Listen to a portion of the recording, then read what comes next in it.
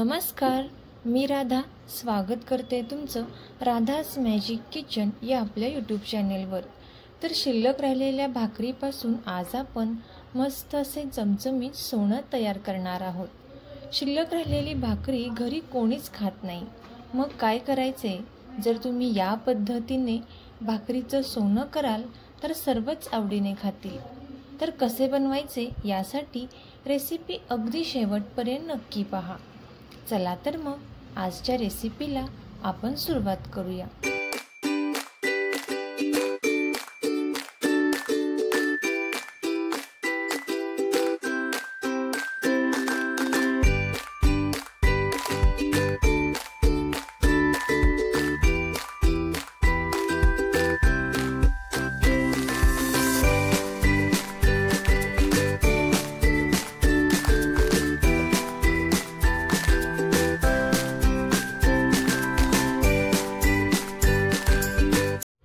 तर सर्वात अगोदर इथे आपल्याला शिल्लक राहिलेली भाकरी घ्यायची आहे।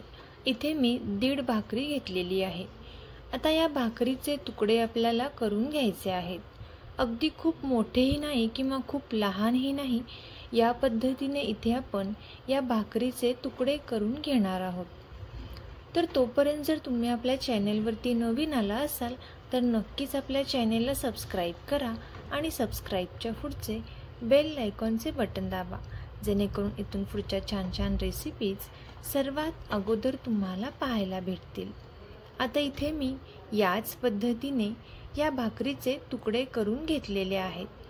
पाहू शकता तुम्ही, या पद्धतीने इथे आपण हे तुकडे करून घेतलेले आहेत।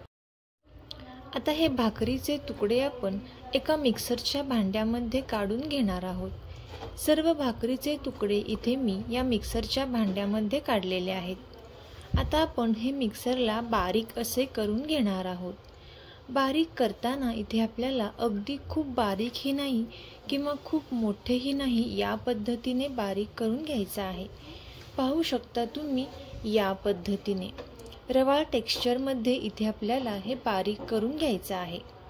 आता आपण हे एका साईडला ठेवून देणार आहोत। यानंतर इथे मी गॅसवरती एक कढई ठेवलेली आहे।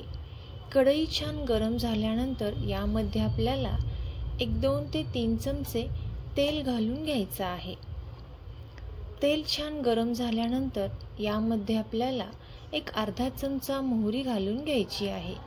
यानंतर एक अर्धा चमचा जिरे घालून घ्यायचे आहेत। मोहरी आणि जिरे छान तडतडून द्यायचे आहेत।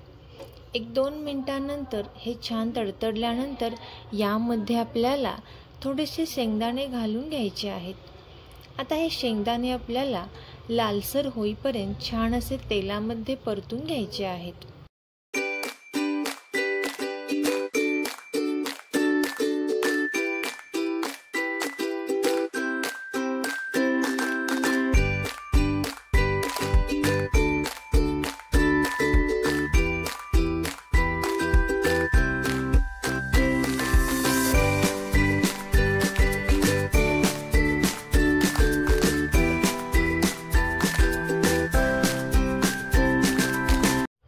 आता शेंगदाणे लाल झाल्यानंतर यामध्ये आपल्याला थोडासा कढीपत्ता घालून घ्यायचा आहे आणि एक मोठा बारीक चिरून घेतलेला कांदा यामध्ये आपल्याला घालायचा आहे।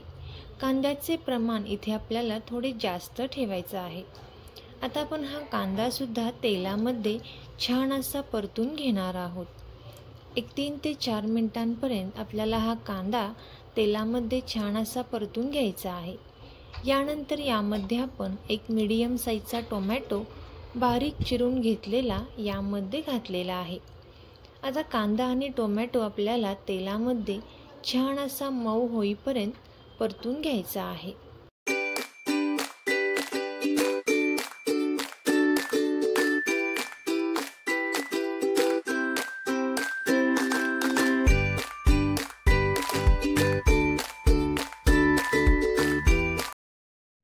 आता कांदा आणि टोमॅटो मऊ झाल्यानंतर यामध्ये आपल्याला अगदी किंचितशी हळद घालून घ्यायची आहे।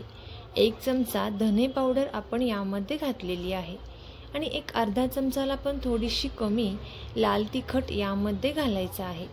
आता आपण हे चांगले मिक्स करून घेणार आहोत।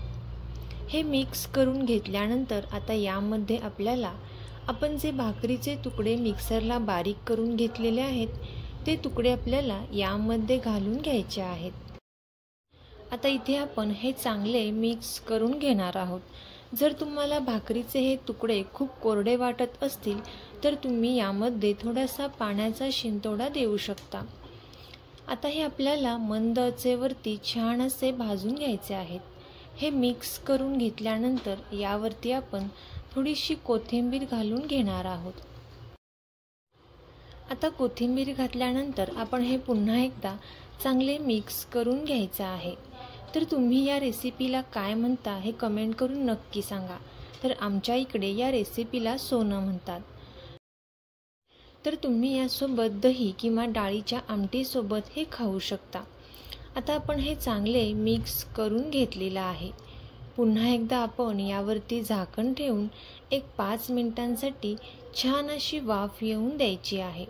तर यावर थोडीशी कोथिंबीर घातलेली आहे आणि झाकण ठेवून इथे आपल्याला गॅसचा फ्लेम अगदी कमी करायचा आहे आणि फक्त 5 मिनिटांसाठी छान अशी वाफ येऊन द्यायची आहे। आता एक 5 मिनिटांनंतर पाहू शकता तुम्ही मस्त असं चमचमीत शिल्लक राहिलेल्या भाकरीपासून हे सोनं तयार झालेलं आहे। तर तुमच्या भागात या रेसिपीला काय म्हणतात ते कमेंट करून नक्की सांगा। तुम्हाला जर ही रेसिपी आवडली असेल तर नक्कीच ही रेसिपी आपले मित्रमैत्रिणी आणि नातेवाईकांसोबत शेअर करा। चॅनेलवरती नवीन आला असाल तर नक्कीच चॅनेलला सबस्क्राईब करा आणि सबस्क्राईबच्या पुढचे बेल आयकॉनचे बटन दाबा, जेणेकरून इथून पुढच्या छान छान रेसिपीज सर्वात अगोदर तुम्हाला पाहायला भेटतील। थँक्यू।